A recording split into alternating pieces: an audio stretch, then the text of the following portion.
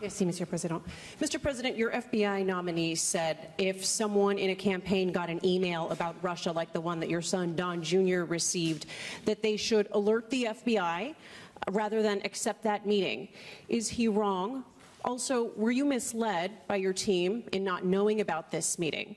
And Mr. President, thank you very much. You have heard President Trump say that it may have been Russia, it may have been others who interfered with the U.S. election.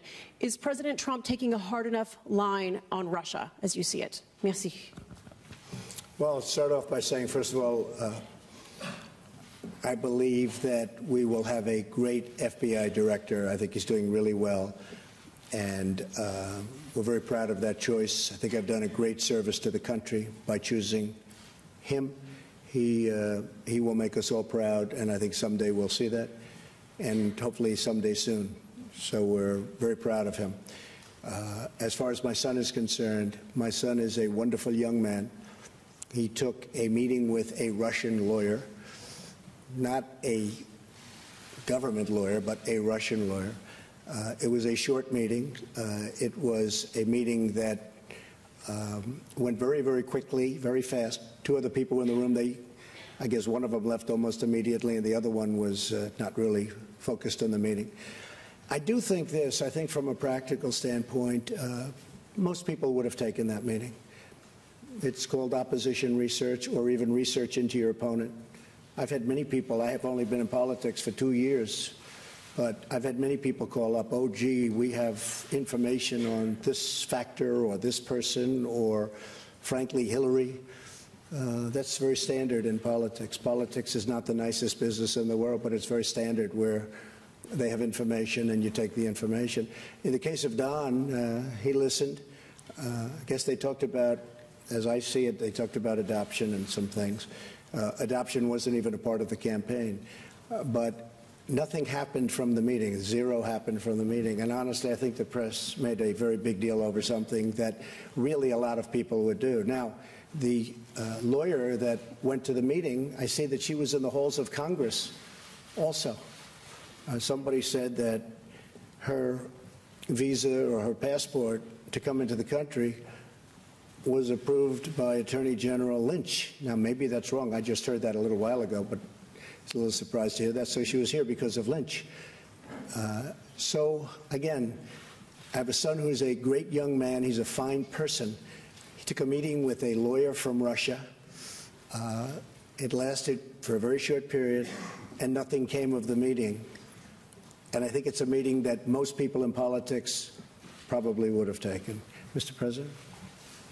Yes, to answer your question, I will not interfere. Pour répondre à votre question, je ne vais pas me mêler à la politique interne des États-Unis et je pense que c'est un bon principe que de ne pas interférer dans la vie nationale des autres. And I do believe that both of us have direct relationship with Russia.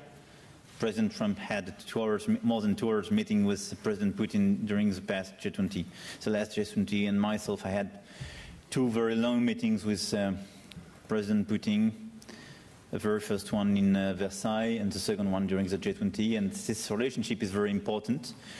We have a lot of disagreements. We have a lot of discrepancies, obviously, with Russia.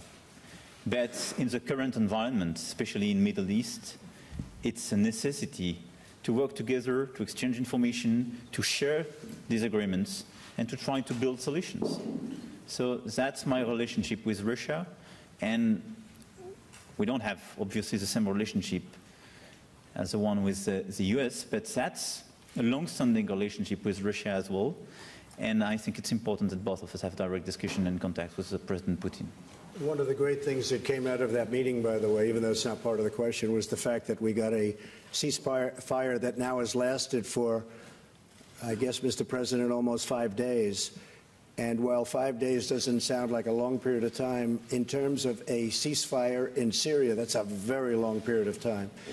And that was a result of having communication with a country. So during that 5-day period, a lot of lives have been saved. A lot of people were not killed.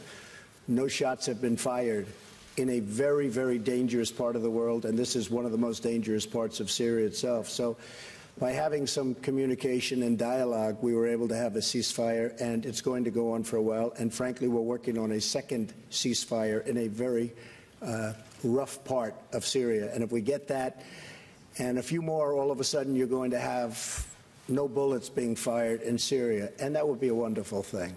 Mr. President, you have a question? Troisième question.